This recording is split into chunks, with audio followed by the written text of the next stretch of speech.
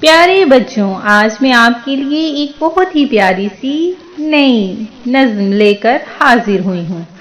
तो मेरे साथ सब मिलकर गाइए। बुलबुल का बच्चा खाता था खिचड़ी, बुलबुल का बच्चा खाता था खिचड़ी, पीता था पानी, बुलबुल का बच्चा पीता था पानी। गाता था गाने मेरे सरहाने, गाता था गाने मेरे सरहाने, बुलबुल का बच्चा खाता था खिचड़ी, पीता था पानी, बुलबुल का बच्चा।